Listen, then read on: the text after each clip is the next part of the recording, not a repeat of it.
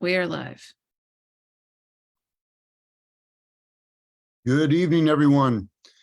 My name is Thomas Cavanaugh, the co-founder of Insight Nova, and I'm here today to talk about healthy teams and healthy marriages, our Insight Nova methodology. We've done seminars the last few weeks, and we found it to be very helpful for folks and lots of people reaching out. And what we do with companies tends to overflow into people's personal lives. And we found that the same problems that people have on teams, they have in marriages, and the same problems they have in marriages, they have on teams. And so we have this webinar today to share how we help both, and because we do help with both. And so I hope you enjoy what we have to say here as we present our methodology. So we all have a struggle. Everyone has a struggle, no matter who you are, from the beginning of time to the end of time, whether you're in ancient Greece or in modern America, this is the same struggle we all have in our relationships. And so this is how it works. Here's you and here's me. Now, if I get into what we call the beta mindset, which is a self-protective way of thinking, which we talked about in the other webinars, and then there's a problem that emerges, I'm going to get fixated on the problem. And then you're there. And so I want to blame you or accuse you. You didn't do your thing. You didn't say you were going to do it that way. Why are you leading your team this way? Honey, I thought you were going to take out the trash. I thought you were going to make dinner. I thought that you were going to take care of the kids. I thought that you were going to be home from work earlier, right? All these different things that I focus on you through the lens of the problem. Anyone ever had a problem like this? I think so. We all have had this exact problem. So what we do at Insight Nova is we help you to change the way that you are looking, not just how you're looking, but what you're looking at. You might think, oh, I'm looking at this person, but you're not. You're looking at the problem and at the person through the lens of the problem. And so you're making the other person the problem. And the problem possesses you when you look this way. And you know how I know this so well? Because I have this same problem. I have this struggle. It's called self-deception. And so what our tools do is it helps you to stop looking at blaming the person, stop getting obsessed with the problem, and turn and see your spouse, or turn and see the people on your team or the people in your organization. And then once you're really looking at the person, to see the person as they are in that moment, you need to see the problem through their eyes. And what happens when you do that is then you become alive to their humanity. And when that happens, you come to your own senses. You come back to yourself.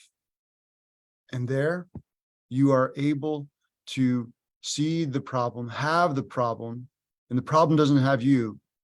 You're carrying the burden together. You become a we. And that's what a happy marriage and a happy team looks like when you're really a we. It's a we mindset. And this takes effort. You have to spend some time listening and learning and understanding collective consciousness around the other person and you and the problem. You can't have problems that go away magically. We have to really listen and learn and see and experience and understand them so that we can have collective responsibility, so that there's not that game of blame that we play, right? So fundamentally, we help you move rapidly out of the problems mindset to a solutions mindset, where you're able to swiftly see the person and carry that burden together. Now, what this takes is a tremendous amount of self-knowledge and also knowledge of how the process works. So there's a tried and true, scientifically proven methodology for how relationship transformation really works on your team and in your marriage. So you have your current reality and you have a new goal. Maybe you as a couple, you're going to buy a house, or you as a team, you're trying to onboard 10 new people into the company. So what's preventing you from achieving the new result? Well, it's your current behavior, the individual and the actions of the individual and collective actions of everyone in the organization. So what's preventing you from changing your old behavior? It's your current mindset. And again, you know how I know this? Because I do this all the time. I think that, reality just is what it is, but I'm the one that behaved myself into it. I can't think myself out of something I behaved myself into, but I can't change my behavior until I understand the current thought process that got me into believing that that behavior was the right behavior. So it's a mindset continuum. I change my mindset, my behavior follows, and then a better result ensues. My mindset changes a little bit more, my behavior improves just a little bit more, better result ensues. My mindset changes a little bit more, and a new behavior results in a better outcome. Until finally, I have a solutions-focused mindset, not only me, but in my marriage, not only me, but on my team. When we are thinking about the solution rather than the problem, we're not trying to fix things that are going wrong. We're trying to help things to go right.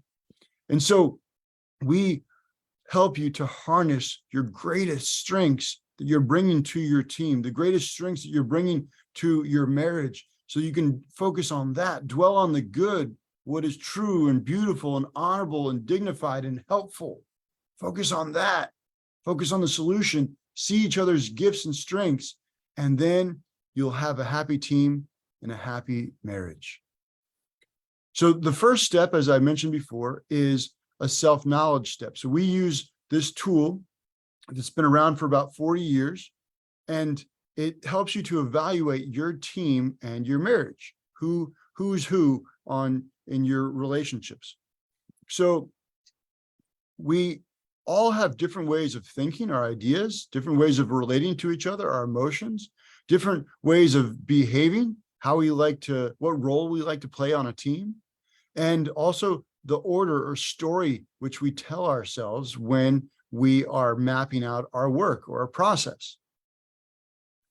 So some people are very concrete thinkers, and some people are very abstract. And so some people are, the way they relate, they're very insulated. They don't want to talk about the feelings. They don't want to talk about relationships, but other people love it.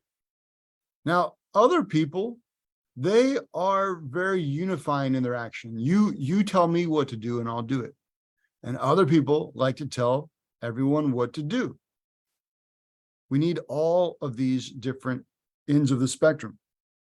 Some people are flexible. They want speedy results. They say, okay, I'll adjust to get the job done today.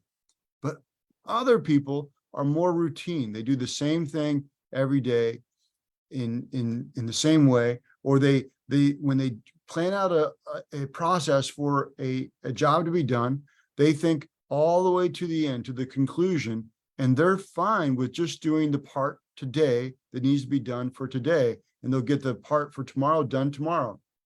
Now, there's people that are right in between all of these things, and I'll show you some examples of those in a minute.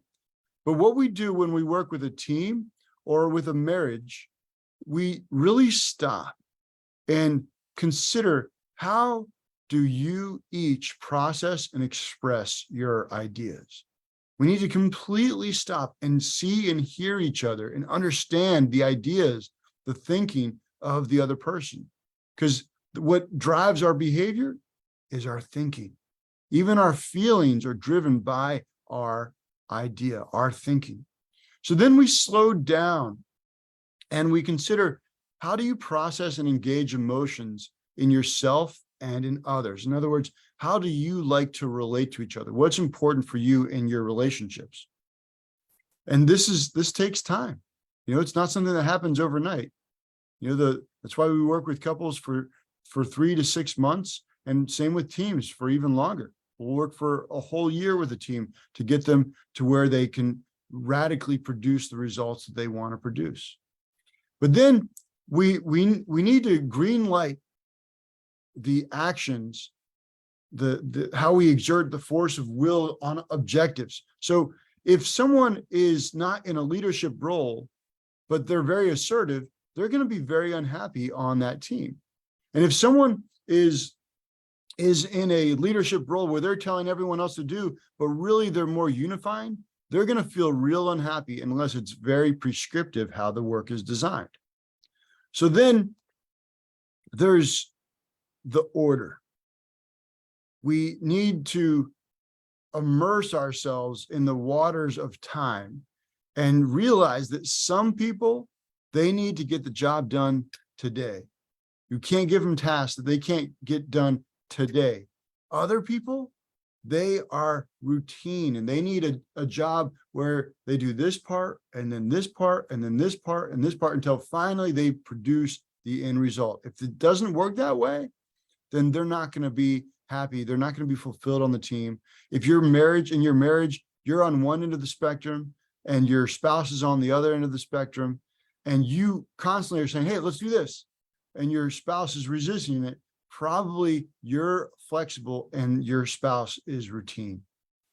Now let's look at a specific team. So this was my family at Thanksgiving last year, a couple of years ago, and we looked at everyone did the test, and then we just wanted to see how everyone worked. And then my neighbor came over and totally balanced us out. And so here's we do a write-up for the team so that you can see how we might work. So teams with this composite pattern love to engage others with their ideas, whether they are creating something new or exploring options to improve something that already exists. They are able to manage multiple tasks, but because they prefer to start things, will benefit from knowing which projects require a specific result. So this tool that we use gives an outline of what this team looks like. But all it does is really, it's a prompt so that they can spend the time to get to know each other. But what I did was I pulled out 3 key players from my family team. And it didn't always work this way. The person down on the bottom is my neighbor that comes over only for certain kinds of events. And so those kinds of events, I will tell you, they go much more smoothly because that neighbor is the one down here at the bottom line. And this person's much more concrete in their way of thinking. Whereas these other people, they have these big ideas, but one is insulated and one's super relational. And then the one person's about, completing the thing. What's dinner going to look like? And the other person's like, well, let's just make it all today.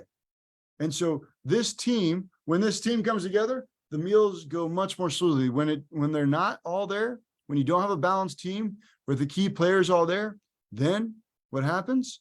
Well, sometimes some things get burned. Sometimes the meal is not decided on until the very end. So how you construct your team, who's on your team really matters, but also knowing who's who on your team. And so that's what our Insight Nova tools do, is we help you to understand who's who on your team and how to collaborate together to produce the happy results that you're looking for. So now let's first actually notice the difference between the green person. They're a solutions person. They want to come up with an idea that produces a final solution. But then you have the person down here, the results person. They want to think about the day of, like, what is it going to look like? But then there's the innovators. And you need kind of all 3 styles of ordering the work. Now, there's breakdowns much more deep for the teams that are beyond these just 3 ways of thinking about who's who on the team. But the point here is everyone has a different thing to contribute. One's a solutions person, one's results, and one can collaborate between those 2 extremes. So different teams have different structures, and some teams might be just a solutions team, in which case everyone should be a 5 perhaps for the team. And other teams are about getting things done fast. And so you have a team that might have all 1s. And other teams are innovators. Maybe they need to be on a think tank to, with lots of 3s and 2s so they can come up with different innovations to solve a problem. So how your team works and what your team exists for matters, both for how you're going to collaborate together and what the end result is. Now let's look at this. Let's zero in on marriage.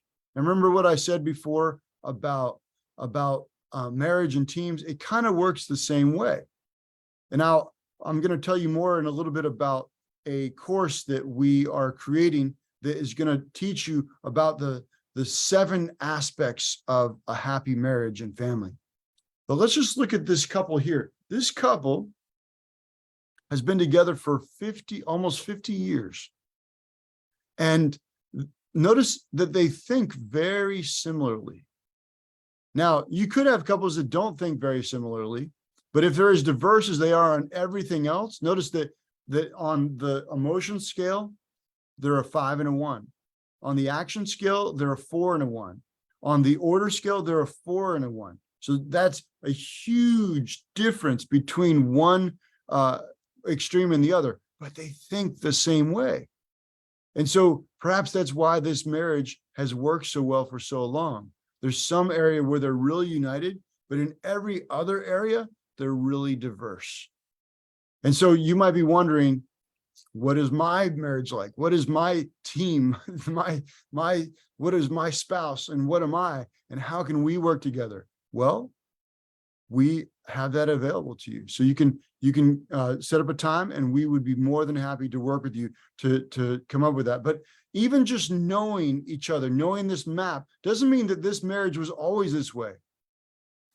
They had to spend time where he was getting to know his wife, where he could see the way that she thinks and feels. And notice that the way she thinks and feels are about the same. Her thoughts are her feelings are her thoughts. Now, don't characterize her, well, this is the way women are. No, I've seen men with these same exact numbers. But in this case, her thoughts and feelings are the same. When she feels something, she says it. When she thinks something, she wants to share how she feels about it. But then also look with the actions and the order. She prefers to just complete tasks. She would prefer for him to tell her what to do. And then she doesn't want to have a long, drawn out journey to complete it. Whatever the unifying action is, she wants to do it right away. Now, in some ways, this was really great for this couple, because the way he thought was very similar to the way she thinks, but he's super insulated. So she can share her feelings and he's not going to be real reactive. However, if she's sharing her feelings and wanting speedy results to those feelings, then this guy is going to feel like, well, that's not rational. And he's probably going to not enjoy that conversation. So then he's a 4 on actions. So he's going to want to tell her what to do. Do you think she's going to want to do that? Well, if it's a practical matter that she agrees with and can do that day, yes. But if he wants to micromanage, he's a 4 on order. So maybe she'll experience him as micromanaging. Then there's going to be conflict. So how did this couple go from the day of their wedding to now 50 years later, where they're a truly happy marriage? Well, we told you in the beginning, they followed the relationship transformation map. Now, they didn't know this map. I didn't teach them, but I studied it. I studied how this works, and I studied how this and many other couples, I've worked with literally thousands of couples at this point and hundreds of teams using these tools, and they all follow a similar map. This is the transformation map. At the beginning of their marriage, they had a goal of a happy marriage. Just like your team, the beginning of your team or wherever your team is now, you have goals as a team.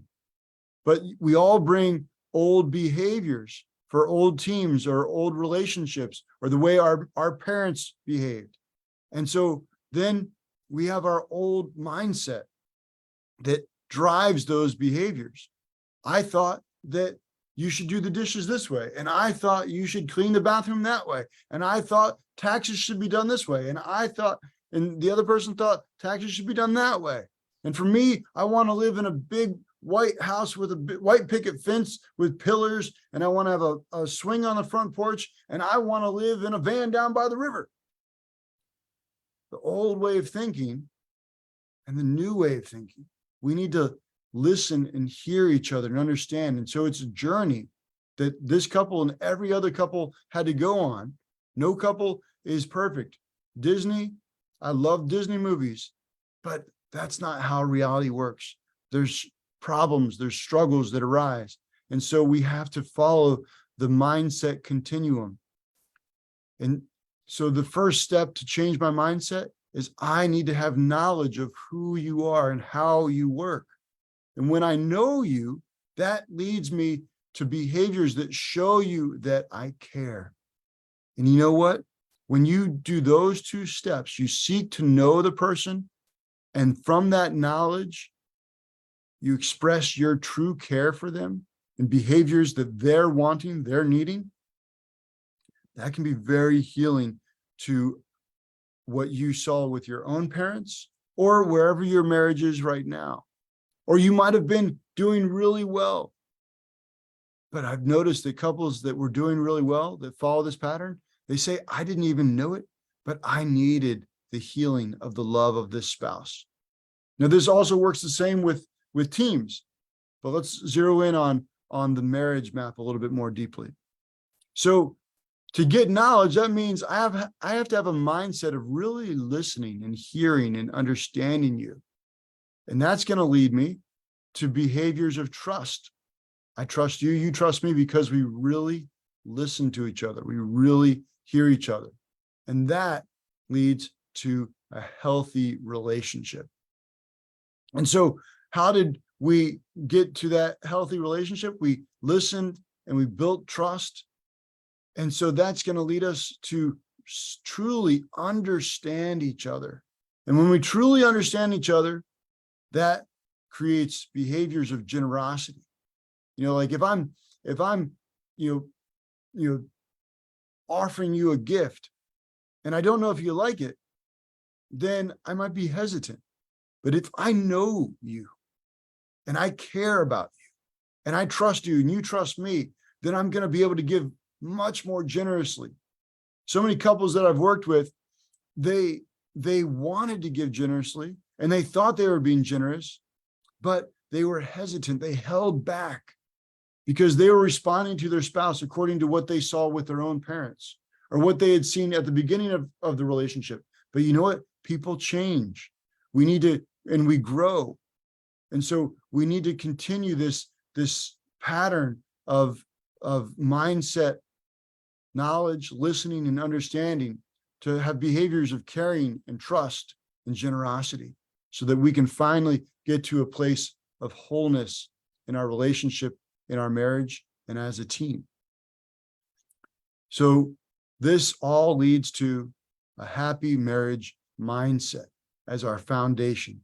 If we get the mindset right, behavior follows, and the results, the goal of a happy marriage comes about by doing what? By harnessing the powers that you have to love each other and care for each other in your marriage and on your team. And finally, now 50 years later, they've reached their goal. And that doesn't end there. They continue to follow this path, the mindset continuum that changes their behaviors to respond to heal, for healthiness, and for wholeness for years and years of marriage together. So it's a very simple process. You can reach out to us and we can take you on this journey. We are happy to help you with your team and your organization, your marriage, your relationships, your family. Just reach out to us and we will begin to work with you to create this map for you and your relationships. So there's two big opportunities coming up. The first is we're doing an online marriage course that we are calling the 7 loves of happy marriage and family. And then the second is we do online coaching. So if you, with your team or with your marriage, you want to do a free assessment and discern whether or not you'd like to work with me or one of our coaches, we are here to help you. So reach out and we will work with you. I want to tell you that I understand that this is not easy. It's not easy to have relationships. But if you use these tools, these are the tools that will help you.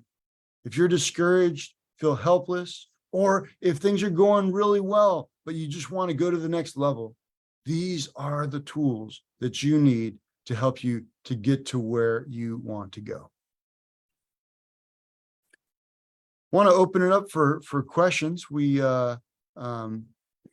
some of you may be live, and I want to answer your questions for you if you want to send them our way.